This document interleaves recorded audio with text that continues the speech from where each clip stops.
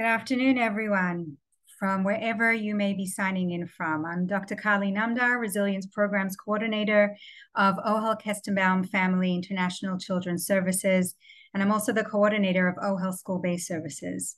Today's webinar is brought to you by OHEL's Teacher Support Helpline, funded by UJA New York, which we have now opened from 8 a.m. until 10 p.m. daily due to the crisis that is happening in Israel. Our helpline is a space that provides free, confidential, one-on-one support for educators and youth support professionals, and it's staffed by a team of psychologists and mental health professionals. You can reach us at teachersupport@ohelfamily.org or at 718-686-3230. And we're very thankful for UJA for their generous support and for enabling this work. If you are looking for any training or support, consultation, workshops for your school community, please reach out and we'd be happy to support you. Today's webinar has the title, Educating in a Time of War, Supporting Ourselves and Supporting Our Students, and is a direct outcome of the numerous questions and requests that we have been receiving as a trauma team from parents, from educators, and from schools. And we felt it would be helpful for the larger educational community to share these questions, as many of them are similar. And we're going to run through these questions today that were submitted prior to the webinar. And you also have the opportunity to submit your questions live. Just drop them in the Q&A box and we'll do our best to address them as much as we can. Our approach with the schools that we work with and the communities that we support is that building resilience is really a parallel process. The work begins with us as the caring and supportive adults in children's lives. And resilience is really at the heart and soul of everything that we do and everything that happens in our schools today. You know, we know that the coping of adults is very much, the coping of children is very much tied to the coping of the adults in their lives. And with this ongoing crisis that is unfolding in Israel, it's safe to say that many of us are not all right. And yet we go on, we show up in our personal, in our professional lives. And we don't know sometimes how we're doing this. Many of us with very close family in Israel and many people who are being impacted in lots of different ways. And there's an idea that I recently heard on a podcast. And the idea is that on Simchat Torah, we said the words, Chazak, Chazak, Benit Chazek. And the idea is that when you give strength to other people, you yourself are strengthened. And that really today is the holy work that is going on in our schools. And we really support and salute our educators that are in our classrooms at the moment. A teacher last year that I worked with wrote a prayer and she shared it with me. And she wrote that she aspires to be a kli, a vessel that overflows, and I'm quoting her, Mikodesh Shem Shamayim, Ohevet Habriat Umakarvan LaTorah, that she hopes to be a vessel that overflows with the spark and holiness from above as a conduit to spread love between each other and bring people closer to our heritage and to our Torah. So we really salute you, educators, and all the people in our schools today and our parents who work so hard and strive to create an atmosphere of safety, an atmosphere of joy, and an atmosphere of real resilience, and despite whatever else is going on in the world around us. As Dr. Blumenthal, who you'll hear from today, often says, we look to teachers today as deputy mental health professionals. Teachers are on the front lines in their classrooms, and we give you these webinars, and we do this education today because we want everyone to be equipped with the skills to handle whatever challenges will come your way in your classroom. Our thoughts, our prayers, and our hearts are with our brothers and sisters in Israel, and we hope that this war will soon be over and there will be no more need for webinars like these. Before I introduce the panel, I just want to say that some of the questions that we will be posing to the panelists today may be a little heavy. We made the decision to include these questions because we're receiving them from multiple angles, from parents, from educators, from teachers, and we felt it was important to give you the tools in case you're encountering any of these questions in your classroom. So if you feel the need to step away and take a break, please do so. And please know that support is available if you need it. We realize also that Many educators are actually educating and in their classrooms at the moment. So we will do our best to get a recording to you as soon as we can. And now let me introduce our panelists. First, I'll start with Dr. Norman Blumenthal. He is a licensed clinical psychologist who serves as the Director of Trauma Services for OHEL Zachter National Trauma Center.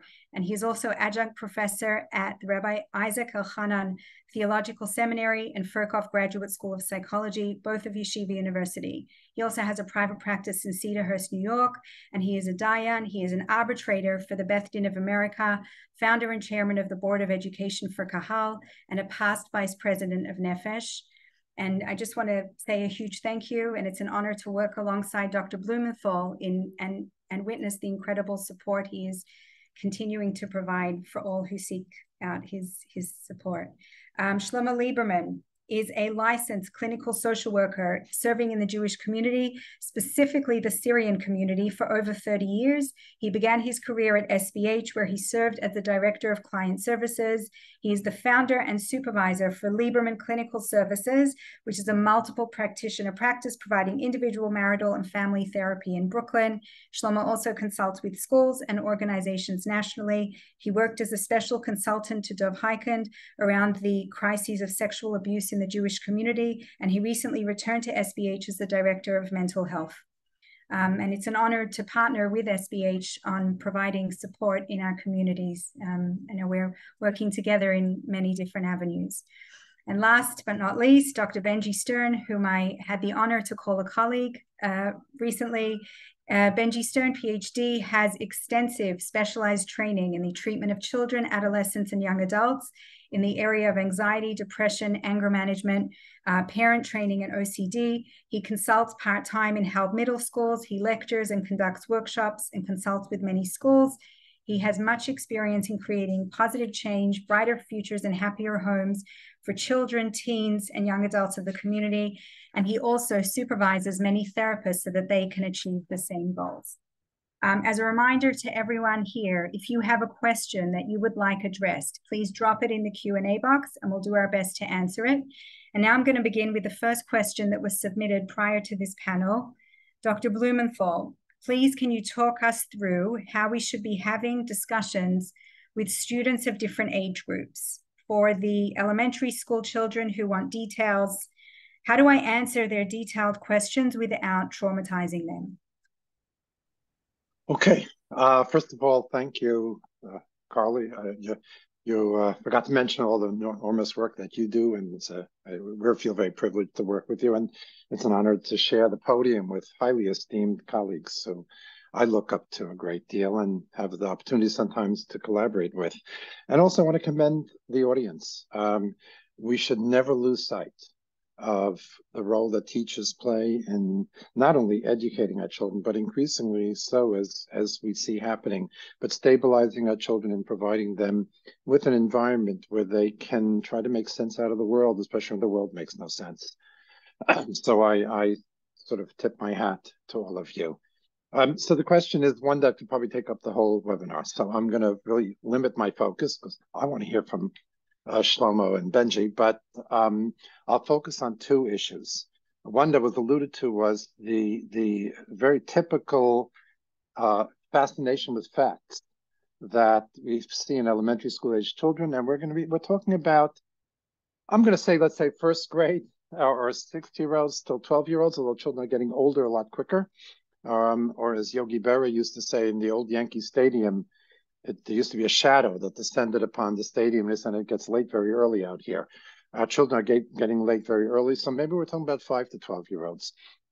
But very often their fascination or the way in which they manage stress is through trying to understand it at a factual level. I know when I first started doing crisis work and I'd come into a school and I would be discussing some unthinkable, horrible event, and I'm getting, their hands are going up and they're asking, well, is it true that this happened? Is it true that that happened? It was a little shocking at first, but now I understand it better.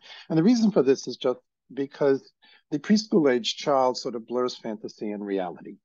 They what they want to believe is fact, and they do make believe, and they don't care really what is imagined and what is actually true. Once a child starts formal schooling, And once a child developmentally reaches age 6, suddenly they really want to create that very firm differentiation between what's fact and fiction. I often reference when I was in graduate school, and our professor in developmental psych brought in I think it was a 5-year-old, an 8-year-old, and a 14-year-old, and had a conversation with them in front of us. Normal kids, regular normal kids, not anyone's with any kind of pathology. And in the middle of the conversation, he turned to them and said, I can fly. And it was so interesting, the different responses. The preschool-age child started flapping his hands, saying, so can I. The 8-year-old said, no, you can't. And the 14-year-old asked him what he was smoking. So they all did what they were supposed to do for their age group.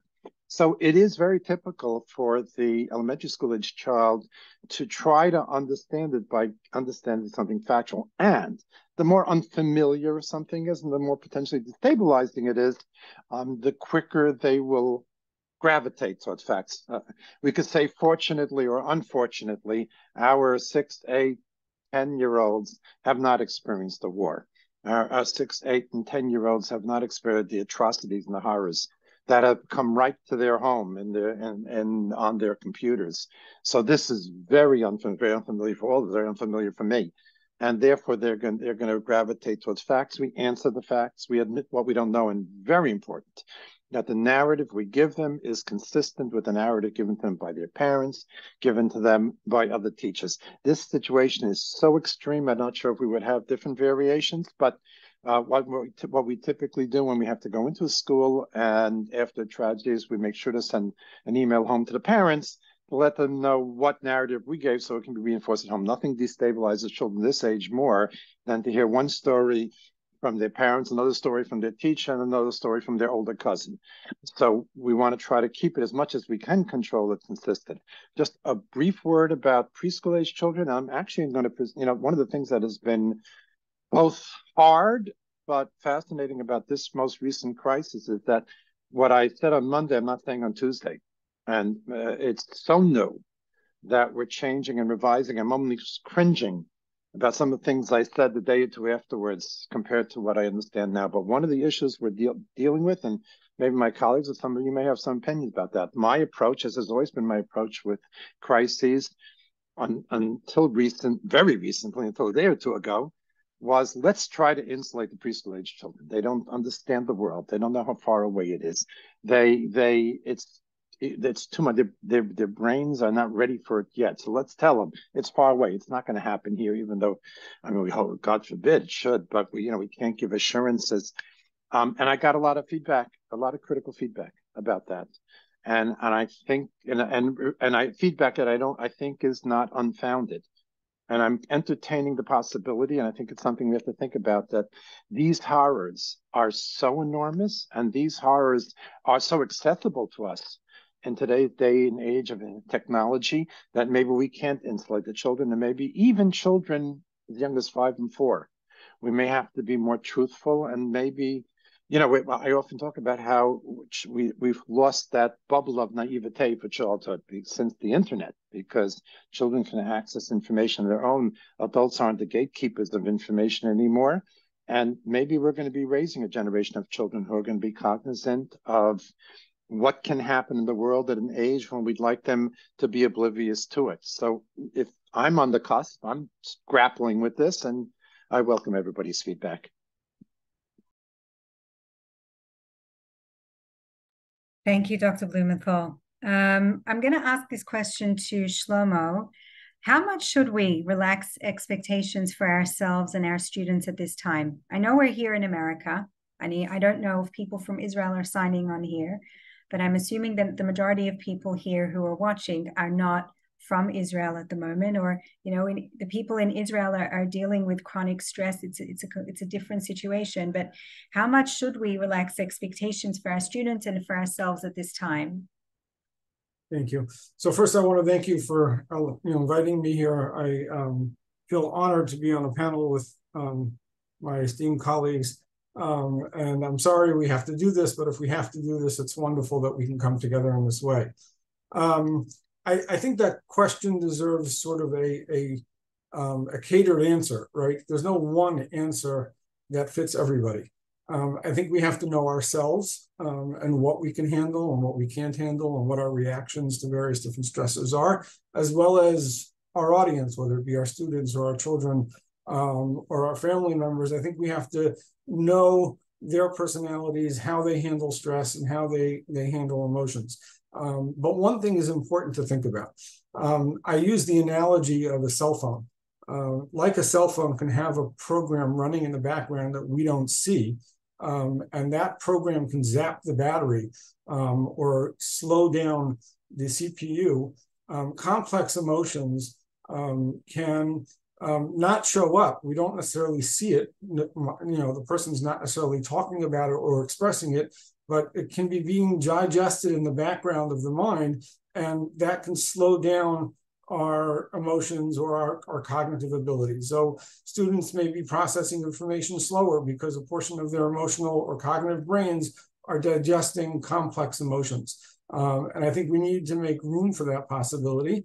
And obviously, again, it depends on, we know these students, we've experienced them before. None of us have experienced anything like this, in life before. So there is no precedent of how this should affect everybody, because I don't think we've ever had this, even though it's thousands of miles away, it's in everybody's face, like this, like we do now. So I think we have to be patient and understand what might be happening and give room for people to be doing things at a different rate right now. Thank you very much. Dr. Stern, I have two questions for you. I'm going to start with the first. As a teacher, I'm having trouble focusing in school and being present with my students when all I can think about is the situation in Israel. I'm having feelings I've never experienced. Can you explain a little of what I am experiencing and how this might impact my ability to support my students and, perhaps those in my life that my children? Dr. Stern, you're on mute. I also wanted to express the honor of being here.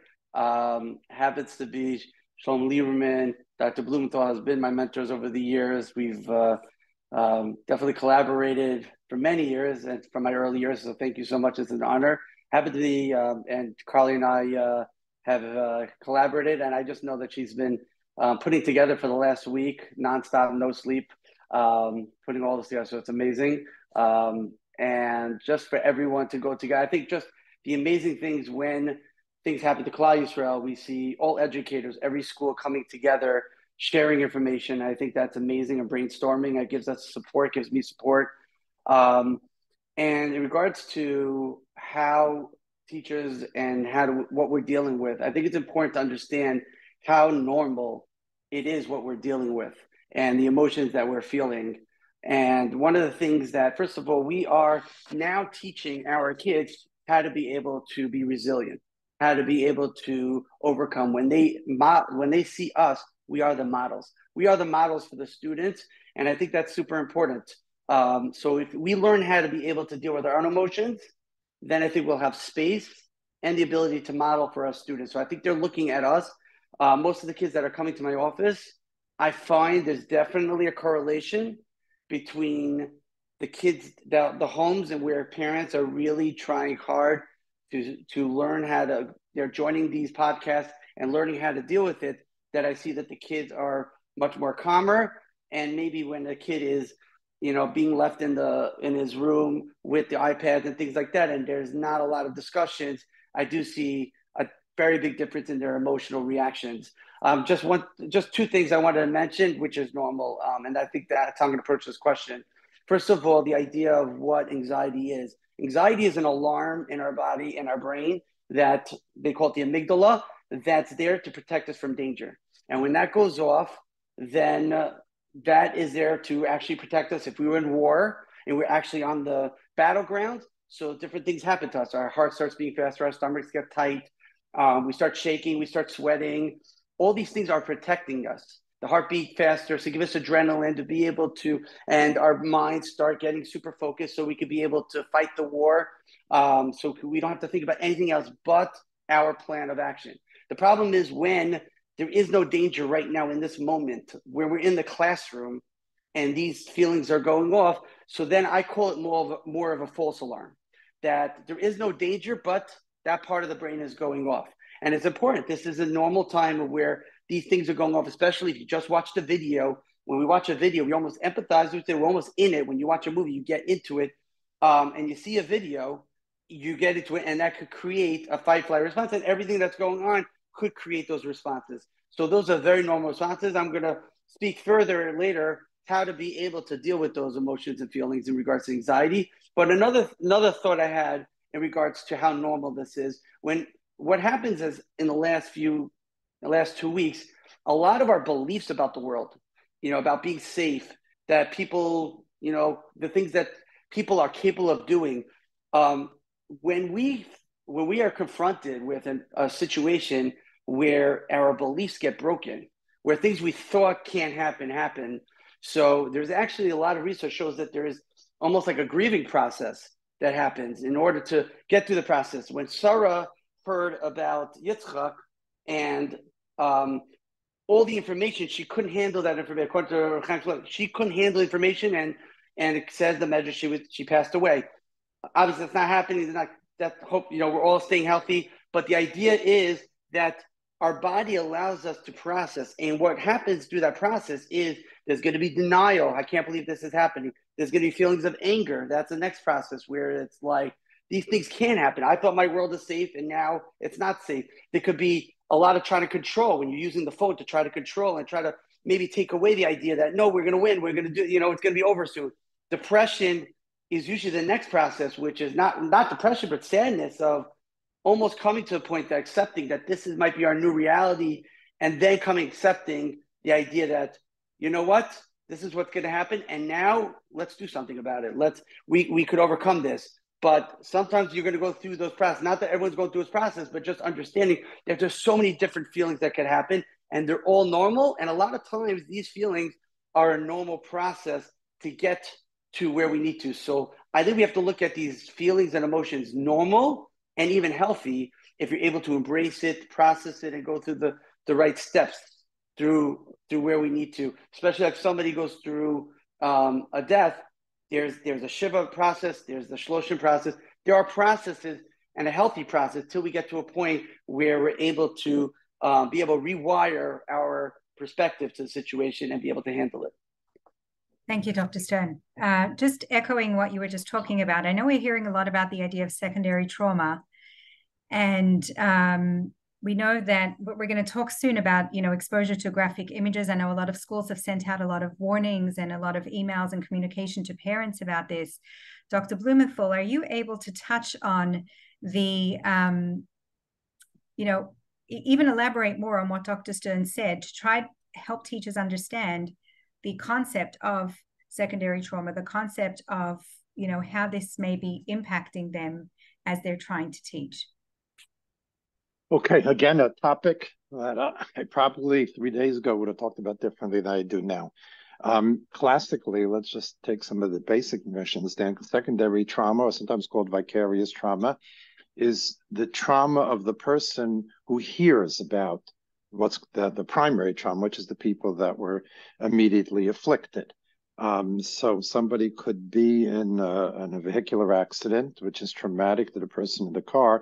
The Hatzalah drivers, the first responders who come, or those who help them afterwards with the trauma, for that matter, those who read about it in the paper, are experiencing secondary trauma. Just by interesting case, there are some Lumidei Kodesh Judaic study teachers. This is actually a Rashi in Chumash.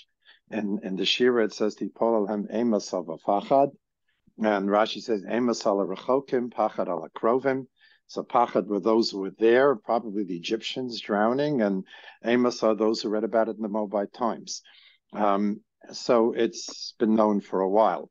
Now, and this is very relevant to our work in OHEL, because we, as the OHEL response team, are very subject to secondary trauma. So would a teacher who hears about information, sometimes even teaching the Holocaust or teaching other sad, scary stories or news events, can be an element of secondary trauma. So certainly at first, when this happened, I naturally assumed that our brethren in southern Israel and Kibbutz Be'eri at the concert It's in Sderot, they obviously experience unthinkable primary trauma, but we who are hearing about it here in the States or elsewhere are experiencing secondary trauma.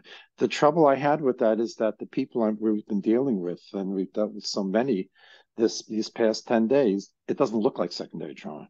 It really looks like primary trauma for our children, which we're focusing on now, but even the adults who are maybe experiencing secondhand, but are responding and very much as if it's happening to them in an immediate way. And I'm coming to the conclusion that even though technically what we're experiencing is secondary trauma, I think what we're experiencing is primary trauma. And I think the reason for that is because of the enormity of what had happened and the atrocity. There's no words. I keep trying to find the right words for the barbaric nature. Besides the huge loss of life of civilians, children, babies, and also the hostage, those taken hostage. But I think also it's partly the effect of our new world, where what comes to us secondarily is coming in such graphic ways and with such a sense of immediacy because of the internet and the technology we have, that it's really experiencing it as if we're there. So that boundary between primary and secondary trauma is more blurred than it was for me, 2 weeks ago. And I really think that we can honestly say, and certainly looks that way, maybe we're obviously not experiencing the same kind of primary trauma that those who were in southern Israel did, but I think we are experiencing primary trauma. I'm going to ask, thank you, Dr. Blumenthal. I'm going to ask a question that came in, and it's quite a disturbing question, but I've heard numerous stories of this kind and questions that have come my way, and I'd like to share it with you. A teacher shared that she overheard some 5-year-olds playing, and one child took a doll and was twisting its neck, saying that bad people in Israel cut off babies' heads. How should a school deal with this? This is a true story, a true question that came in from the school. Dr. Blumenthal. Gee, I thought Shlomo Lieberman or Dr. Stern wanted to answer that question. Their turn, right? Yes, I mean, unfortunately, this is what we're hearing in a lot of stories like this. And, I often say we have to cry over the losses. We have to cry for the hostages. We have to cry for what our children are being exposed to. If I would tell you, and I have a little bit of a head start with this question because I was present when the question came in. I would say two things. One is, if it's during the act of play with preschool-age children, sometimes we can communicate messages through the play. So we could come back and we could grab 2 action figures and say, here comes the police, here comes the Israeli army, and they're stopping the bad person from doing this in order to assure the child that we're not all hapless victims to something so unthinkable. Or you could come up again. It's you as a teacher. It's probably, if you're teaching preschool, you know probably better than I do what message you want to give them, but you can give the message through the play because that's how children that age process the information. If it's ipso facto, if it's mafreya, as we say in Latin, if it's, already you saw it happen and you weren't able to get into the play, I think under these circumstances, now again, last week I would have said, you tell a child in no uncertain terms, this is not going to happen here. You're safe. Nobody's heads are being taken off here. And you may want to still take that position. That's up to you. I'm again starting to question that approach and maybe say to them, it's true, some very bad people did this, but then if we want to at least give them some sense of equanimity, we're going to focus much more on what we're doing. Therefore, we're taking a lot of safety precautions and we're making sure you're safe. So we have a security guard in front of the building and we're locking our doors and we're not going to let this happen. We're going to do everything in our power to make sure this doesn't happen again. And you say it, by the way, with certainty, because young children are sometimes more responsive to your voice tone and your body language than exactly what you say. So sometimes I know I do that sometimes, you exude more confidence and certainty than you may actually feel. And if that's the case, after the school day is over or when you're in the teacher's room, you fall apart there, not in front of the children. Thank you. Thank you, Dr. Blumenthal. I'm sorry to have to ask this question. It's another rough question, and then we're going to move on to some others, but we need to use this opportunity to share information. I think you and I were both in the room yesterday when we were told about a 7-year-old child coming home to their parent and asking them, what is rape? Kids are hearing, whether it's through friends telling them things that they've heard through social media or exposure through other siblings or whatever the case may be. Unfortunately, it's difficult to shield children from things like this these days. And some children are attending rallies. Some children are just, we don't know exactly how they're hearing what they're hearing. But if a 7-year-old child is asking this question, whether it's to a parent or whether it's to a teacher or it comes up in class discussion, how do we approach this? Dr. Blumenthal again. So I guess I had the head start on both of those. First, I think I'm going to resonate with what Shlomo said before. It partly depends. Some of it is your own decision. Some of it depends on where your community. And there's no secret that even within the confines of the Orthodox Jewish community, we have many different branches, many of whom are more inclined to share worldly information than others. So some of it's going to be culturally relative. But again, given this new reality and I think when we daven and we shed tears, we should shed tears, and 7-year-olds have to know about rape. But if it comes up, the solution actually that I proposed, and I'm welcome to hear from other people, is that I would probably initially explain to this: some very bad and violent people force someone else to do something they don't want to do, and something that really hurts them a lot. I'm not sure I would go yet into the sexual piece of it, but very often when you give these kind of partial answers to children, you stop and you read them. And if you have satisfied their curiosity, if you've answered it sufficiently, they'll let you know by, okay, and run off and play and something like that. If they're still looking at you, that means they've heard or figured out on their own that there's more to it. And then you may actually have to tell them exactly what the action is that the person is being forced to do.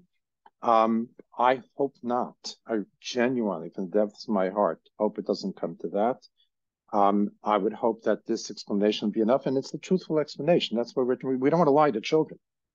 So, but there's a world of difference between lying to children or not telling them everything. And if, let's say, at a later point, they figure out that there's more to that question than you gave them, but what you gave them was still an accurate description of what rape is. I have a question for Dr. Blumenthal, if you don't mind. Is, let's say somebody had, and we're going to talk, I think we might hopefully talk about this, if a child did see a video, is there any way to say that there's perhaps not accuracy to the videos? There are propagandas, there are things that Hamas saying. We definitely want to be honest, and that's something I've been struggling with in regards to sharing with kids. To say we don't always know if the videos are true. For a kid to think this was an Israeli or something like that of what they've seen, to put that doubt as you're discussing it with them. Okay, so I probably don't look it, but I'm a little older than you, Benji. But I hark back to a time when there was 3 newspapers in New York and 5 television stations, and that was it. And today, of course, we live in a time and age when there is a plethora of news sources, and some accurate and responsible, many not. And certainly there's research to show that even the responsible news sites have become increasingly biased, not just about Israel, but everything in which they report. And that's been actually studied by looking at the words that were used by newscasters. Now, I remember before all this hit us, and we were reading Kohelet, and Kohelet says in the 7th parak, don't pine, I don't remember the exact wording, but don't pine for the old days. And I don't think it's right for us to wring our hands and say, oh, I wish the rotary phone was back. That doesn't accomplish anything. Cell phones, internet, social media are here to stay. And rather than trying to wish we couldn't have or try to get rid of it, I think we have to learn how to master it. And I think this is really a teachable moment. The very scenario that you presented is a teachable moment to teach our children that these devices and these sources have to be mastered by us. We have to own them. They can't own us. So to teach them how to check the source, to teach them how to recognize when something is sensationalized or propagandized, and know then both to filter it or to close it. And the other thing we have to teach ourselves and our children, especially now with something like this is going on, is not to bite off more than we can chew.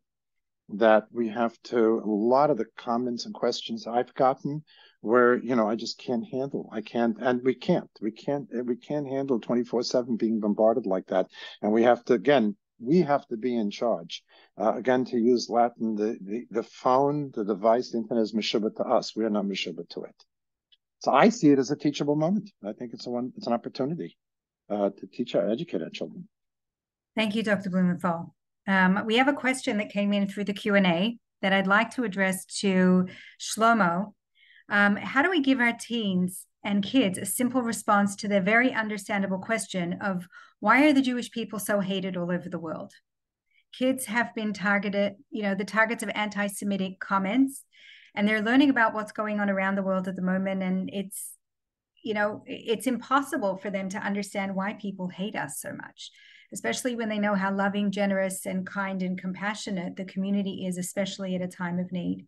I mean, we know also what's going on in university campuses all over the world, very much so here in America.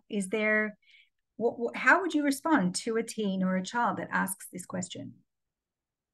So obviously the answer that we're going to give is going to be age appropriately or mature appropriately according to the person who's asking it. But it is hard. Let's face it, it's difficult knowing there are people out there in the world who want to harm us or our loved ones. We as Jewish adults use a coping mechanism of denial, and we push it out of our minds and we pretend it doesn't exist. Children who get exposed to it don't have that denial worked up so much, and they're not able just to throw it out and push it away. And it's hard to see. And I think it's something that it's a valid question, and I don't think that we should push it away or poo-poo it. I think we do have to discuss it with them. Before I give answers to children on questions like this, I like asking them, what do they think? Just to get a chance, an opportunity to hear from them what some of the things that they are thinking about when they're confronting this question, and some of the things that's going on in their minds, to understand where some of it's coming from. And then we have to be able to say, we have to be able to explain to people that we have something special, that there is something that dear and precious that we are holding on to, a relationship that we have, and that the fact that we have that relationship with HaKadosh Baruch Hu makes us, you want to call it maybe a little bit more secure. And people are jealous of that security, and they always want to challenge that security. And we have a long history of people challenging that security and that relationship that we have with the HaKadosh Baruch Hu, and as something that's so precious, we want to protect it. It is not something that is innate within us that we are so hateable. Rather, it is something that we have that other people's insecurities and jealousy causes the hate. If you don't mind me adding, I think that's awesome. Always trying to see where it's coming from, and I just wanted to really just to confirm that I think that one of the things I told my own kids is I take it as a compliment, and it's the conversation I've always had with the kids who are getting bullied, who are getting picked on, and that's the message we've been giving them is when people are jealous of something or they don't feel secure about something, they try to put that person down. And I think it goes into the same conversation that when they see something special, I think I even heard a story about Avigdor Miller who would walk in the street, and if there was anti-Semitism, and I believe hearing he would take it as a compliment because we have something special.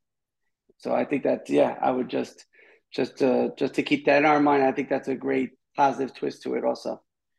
I think it's important to also keep in mind there are many children who aren't necessarily in Jewish day schools, and there are many colleagues amongst us whose children are on campus they're not necessarily in Jewish colleges, they're in public school, they're in other schools as well. And we got a question that just came in on the Q&A. I teach high school and college students. How do I help students who are upset by classmates' posts on social media? And they're saying, I don't feel safe being in the same class as someone who has so much hate. I mean, yesterday we're going to be doing, OHEL will be doing another webinar that will speak more to the topic of handling anti-Semitism. But, you know, I recently heard from a colleague that her child was in the lunchroom at school, and people were coming over to the desk, to the lunch table, and asking, "Are you Jewish? Are you Jewish?" in a public school. And the reality is that many children today are feeling very unsafe. Shlomo, are you able to speak to that a little? So, you know, the first step really is getting a handle on whether they are safe or not. You know, I think that is something that in today's day and age, unfortunately, we cannot take for granted. And the environments that they are in, we want to, you know, like driving to work today, I'm hearing the news that, you know, children who were putting up posters of missing and kidnapped victims were attacked and beaten up on campus, you know, by other children as they were putting up these posters. You know, so, you know, the real question is, are they safe? And the first thing that comes is safety, right? So if we're not sure of their safety, what do we have to put into place for that safety? It's a good question. I don't know all the answers to that.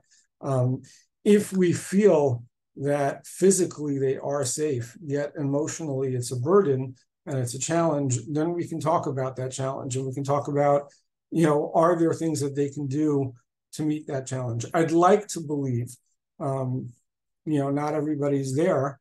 I'd like to believe that we can be a model, that we are willing to sit in a room with people who hate us. We are willing to be respectful to people who don't like us and aren't respectful to us. We are willing to you know, open that dialogue. You know, there was a post that was delivered to my phone a few weeks ago of a victim of the terrorism that happened on October 7th, as well as one of the terrorists, both being wheeled down to surgery at the same time in the Israeli hospital, right? Because in Israel, we treat the terrorist who was wounded while terrorizing us, right? That's what I'd like to believe our goals are. Now, the question is individually, can we do that? Are we capable of doing that? Is the environment safe to be able to do that? All of that has to be calculated into the equation. But ultimately, the goal would be a model to the world that, yes, we are willing to even sit with people or even treat them even though they hate us. Thank you. Okay, another question that came in on the Q&A. Somebody who wrote in that there's a huge disconnect between the faculty's reaction and the high school students' reaction, right? Our faculty is struggling to be present and really focus on their jobs, while our high school students are going on with business as usual. How can we help the faculty not be angry at the students and understand that this is normal for them? And how can we best support our faculty? So if I could ask you, Shlomo, to try and answer that question, that would be really helpful. Okay. So it is a really great question. We know that teenagers today have been exposed to a lot, and, you know, being that, you know, they may not be integrating everything that they're being exposed to or aware of the tragedy so much, it may not play real to them. It may not be focused on them, or even going on as business as usual is their coping mechanism of dealing with it, because they can't process it, or they cannot take it in. And I don't think that, you know, we should be, you know, angry at them for functioning as usual. They're doing what they're supposed to be doing. They're teenagers, and this is their coping mechanism. I think the real question is how do we put one foot in front of the other, and be able to deal with what's going on, as well as being able to deal with the children in front of us that need our attention and need us to focus and need us to be there with them. You know, so I think there are a few things that we can do. One of the things that we can do is I think that sometimes if we're able to, with a limited ability, talk to, especially in teenagers, talk to them about our feelings and what we are feeling, and give them room and give them a model of how it's okay to be human. It's okay to have these feelings. It's okay to be nervous, to be scared, to be remorseful, to be in mourning with what's going on, not as a judgment that they're not there, but this is what I'm feeling, and just sharing with them, opening and honestly how you're feeling.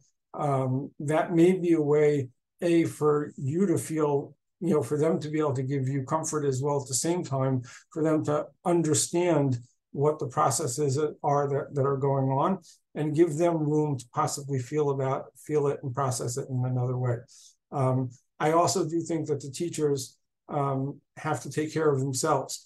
I'm the black sheep in my family. I come from a long line of educators, of Jewish educators, and I know the amount of work, sweat, blood, tears that go into being with your students and caring for your students and loving them. I learned very quickly that for every homework assignment the teacher assigns me, there is hours and hours of work that they have. I think of it as 1 hour of work. They have, so many more hours of work. And they're, but that exhaustion and knowing your limits and being able to self-care for yourself, so that you can walk in the classroom and be able to cope with what's going on, is really important. And however that self-care is, whether it's, taking a break at night, whether it's talking to people, whether it's getting together with friends, that self-care is most important for the educators, because they are in the trenches and because they have to deal with so much, on the front lines of everybody's emotions. Thank you, Shlomo. I just, I'm gonna, Dr. Do you mind if I add to that for a second? Sure, go for it. Okay, great. Yeah, just quickly. Also, I find working in a school, the mindset, and this is businessmen and people, once they get so involved with their jobs, and especially a classroom teacher who has a lot in order to keep the class organized, they're a lot of times in control mode and problem solving mode. And so sometimes, they want to get the curriculum completed. They want to make sure that there's discipline. And so when you're in problem solving mode, it's very hard to connect to what really needs to be done, which is, it's a little more patience, and it's more of embracing even the behaviors that the kids are having, even the feelings. And sometimes it's not an insensitivity. I'm sure at home, some of these teachers are dealing with it. When they're at school, it's more in problem solving mode. And I got to make sure my class goes smoothly. So I think it's very important for the schools to emphasize, right now, sometimes, like, you walk into a classroom. My wife happens to be a math teacher, but she's, I guess, married to a psychologist, and she's very in touch with the emotions of the kids. We talk about it all the time. And sometimes it'll be the first 5 minutes of the classroom, and she realizes, I'm not teaching today right now until 1 second. What's going on, guys? And it's important for them to vent that and understand it.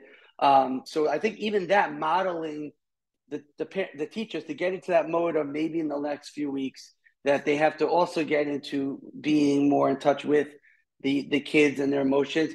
And I think the motivation is not only school is for the curriculum, but also for helping them learn how to be resilient and learning how to be able to deal with their emotions. So I think sometimes we have to get out of sometimes problem solving mode and getting the work done, as opposed to what needs to be done, not all day, but specific times where they could, to be in touch with that. So they don't look at the kids as somebody in the way of getting in the way, because then they start getting angry at the children for expressing or going to somebody to talk to, and they're missing class time. So I think that's important, very important for teachers and principals to keep in mind.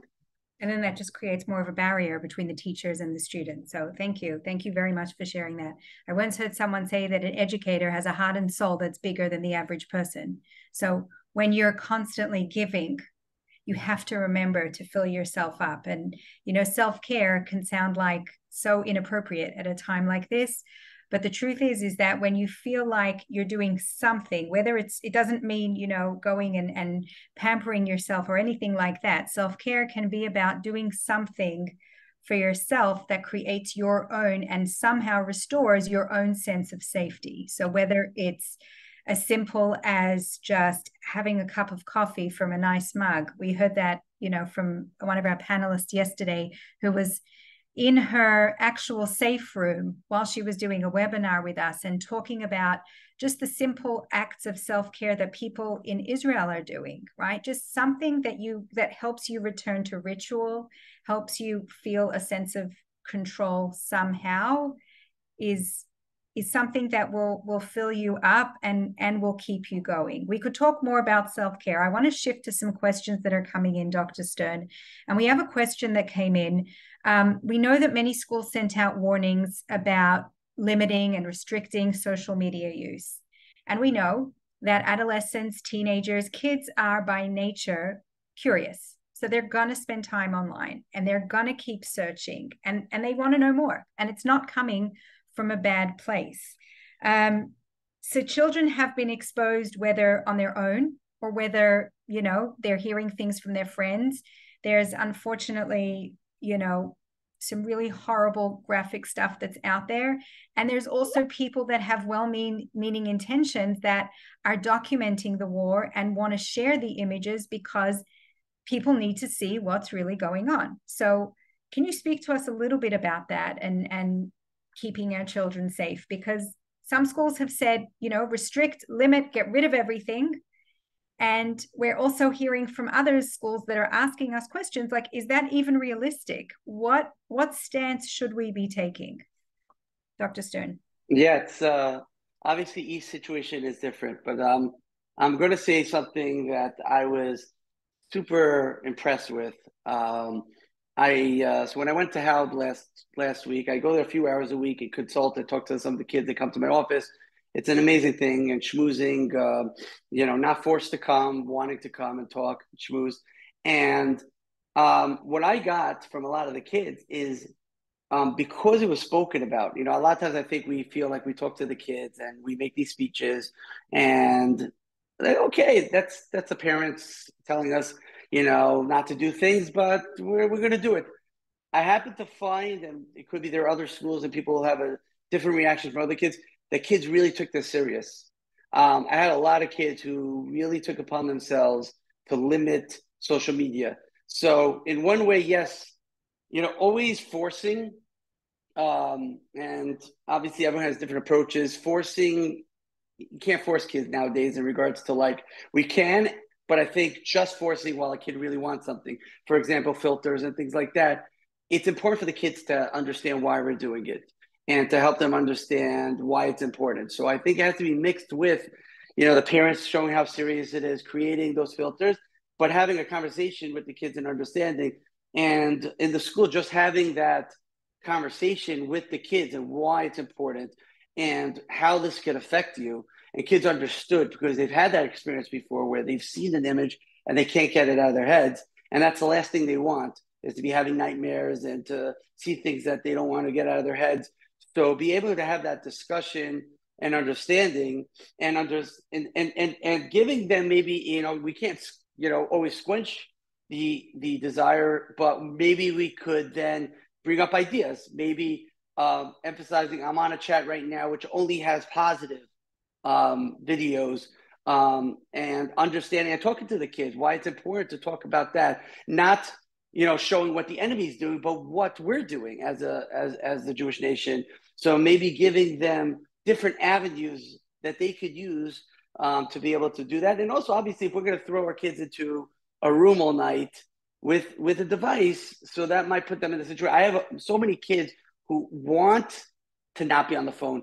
There are a lot of schools that create programs, and they say to me, I want to do this, but what am I doing instead? So I think we also have to keeping them busy. I think keeping them busy, obviously giving them things to do in regards to making them feel like they're doing something for Klal Yisrael, but I think it's also keeping them busy and keeping their mind off things and not sitting in their rooms and just letting things pop up, and maybe discuss to them which things maybe they should delete and not delete, and speak to them why we're doing that. Obviously, when we get to younger kids, I believe that parents, it's a little bit different approach where parents could make rules and not really have to explain it all the time. We could talk about that developmentally, but I think for I'm going more teenagers, having a great discussion, maybe middle school, and be able to understand why they're doing it, and maybe giving them incentives, maybe a class project. So many schools, just that peer pressure of like, we're all gonna, maybe delete this off our social media, or we're gonna not have Instagram, we're not gonna have Snapchat, whatever, those type of things. So I think that peer pressure also in creating programs could really help. And it's a good time, even just in general, there's a great time to talk about the dangers of social media and what it does in general. If I can just add something to that, I think that, Benji hit it on the head, but I'm all for filtering, and I do believe in, especially now, limiting what our children see. But I think the idea, what Dr. Blumenthal was saying before, the idea that we can limit what our children are exposed to in today's age is gone. It's no longer there. I don't know about you, but I drive to work and I see billboards and I see buses, and I just wonder, children seeing these posters, even that is not something that I'd want them to see. I'd want my children or young children or grandchildren to see. And I think that, I'm urging parents today to have a special type of conversation with their children, where their children know they can bring up any question or any understanding, anything that they've seen that they're not able to understand, and talk about it with their parents with no judgment and no punishment. That, hey, I saw this, or my friend showed me this, or, I seen that, and we're not going to get into, oh my God, you can't see that. We're going to get into, how did it make you feel, and what was your experience, and to have this open conversation where, they can feel safe to bring it up. Because I think what happens, and I've seen this many times, is that children are exposed to things and they know they can't bring it up to mom and dad because it's going to make mom and dad angry. But I have to figure out what the answer is. And the other piece to it that I can get so scared, and the question before Dr. Blumenthal had with the rape, right? My biggest fear is in today's day and age is that 7-year-old sitting down by the computer and putting the word rape into Google, right? I don't want that to happen. I want them to have a way to feel like they can get the information from the adults around them in a safe manner, rather than from having them go ask Alexa or Siri, or go look it up in Google. So we do have to, unfortunately, quench the thirst with some information, but at the same time, better it should come from us and we can limit it than them go looking for it everywhere else. And opening those dialogues where we can have safe communication makes it so much easier that they can, they have a place that they can talk about whatever it is they are seeing. I think that's great. I was going to mention, I'm sorry. I was just going to mention that first conversation, when that kid comes finally to talk about something, I'm just going to emphasize that's your key. Like you have to keep that face and validate. So definitely, that what Shlomo was saying, and we've seen too many kids, being rejected or not rejected or invalidated, and that was it, and there was an opportunity. Obviously, it's not always just that one opportunity, but here's an opportunity, and a kid comes, or giving them examples, even like, oh yeah, a lot of kids are having these feelings, or they've seen different things, just to show, examples of where I would be okay if you came to me about these things. But that first conversation, super important, and prepare yourself, because that moment, your first reaction might be, oh my gosh, you saw that or that, and then why did you go on that? So that you have to be mentally prepared. So when your kid does come, it could be without any judgment. I'm so happy that we've been discussing this. I think that the tricky thing is that often these questions come at a really inopportune time for parents, right? Like, they catch you when you least expect it, or you're busy with something else, or it's like midnight and they come to you with a question, or whenever it is. But, you want to, it's almost like when when you WhatsApp someone and you've got that bubble, those 3 dots going, because when that person is texting you. You want to keep those lines of communication open between parent and child. And, echoing everything that you said, children are often great observers, but really poor interpreters. And they really need the adults in their lives. And often these are teachers. Often teachers spend more waking hours with kids than parents do these days. So students may come to teachers with these questions. They may come to a guidance person in their school, somebody like a Dr. Stern, and ask their questions. And it's really important that everybody stay connected, right? That schools, parents, that everybody's in communication. Like I think it was Dr. Blumenthal just mentioned, that we all try to make sure that we're in sync with each other and the messages that we're giving our students. Dr. Blumenthal, a question came in. This is more of a practical, unfortunately, a question that many schools are facing now. How do I address a student that has family in Israel that has been murdered or is missing? Is this something that I share publicly and talk about publicly in the classroom with the whole class, or is this something that I just deal with, one-on-one with the student? Do I contact the family? Like, how do I know what's appropriate and what's not? Gee, every question is eating through my stomach lining. So we've had these questions. First and foremost, the person who is immediately affected, it's their information. And even if you feel it'll be therapeutic or helpful to talk about it with others, unless it's already in the newspapers and it's very public, but if it is information that you even feel should be shared, it's theirs.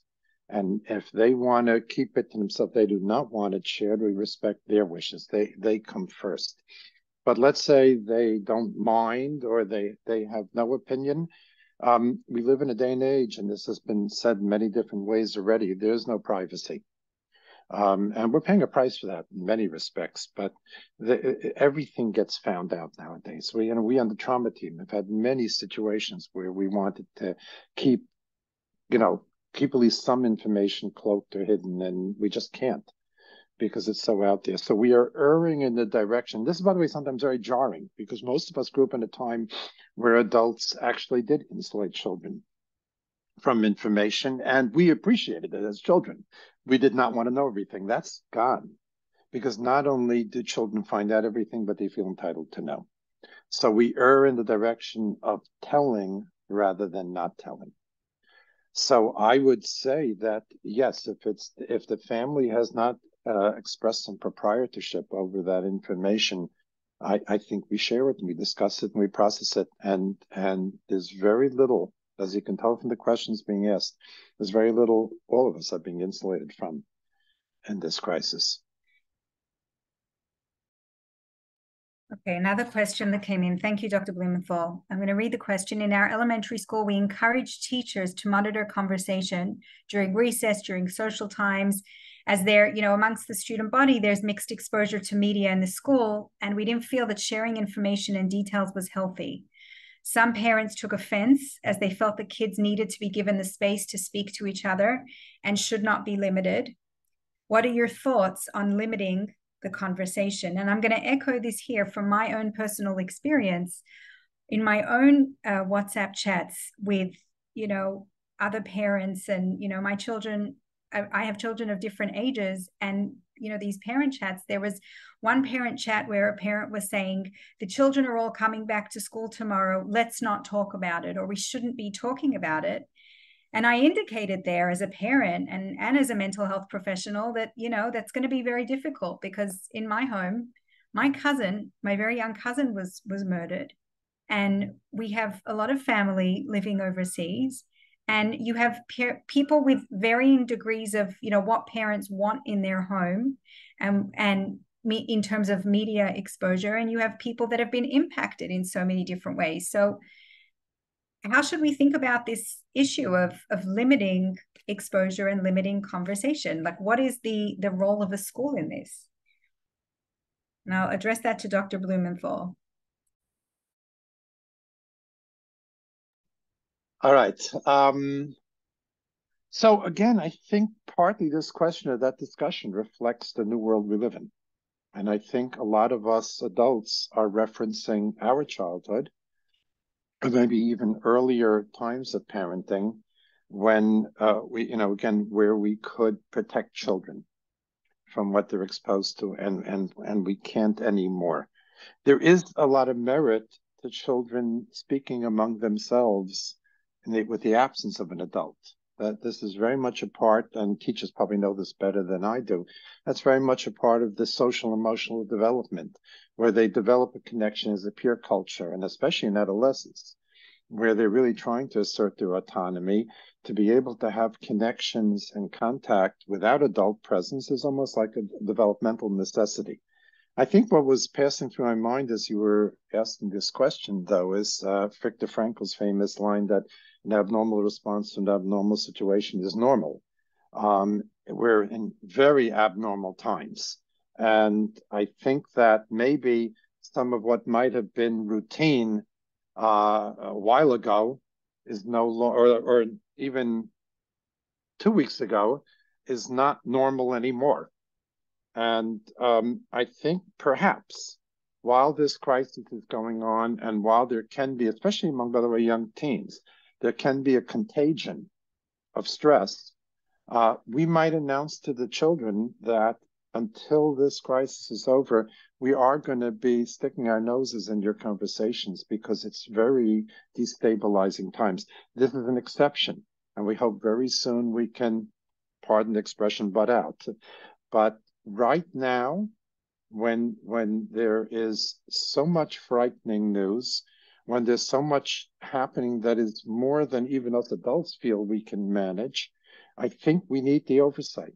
And I would probably be inclined to introduce it. Again, maybe my colleagues disagree, but I'd be inclined to introduce it as a stopgate measure and make it very clear this is only because of the crisis, not something we're going to do on a regular basis. Yeah, I'm going to add to that. I think it's great.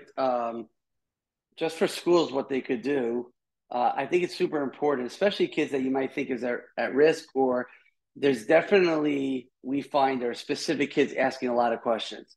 A lot of kids are doing very normal. Let's be real. Like, there are a lot of kids who are doing great. I think parents are doing an amazing job being able to keep it positive. I'm not having, it's not an overflow of every kid super anxious and behaviors changing and going through trauma. A lot of kids are doing really well and resilient.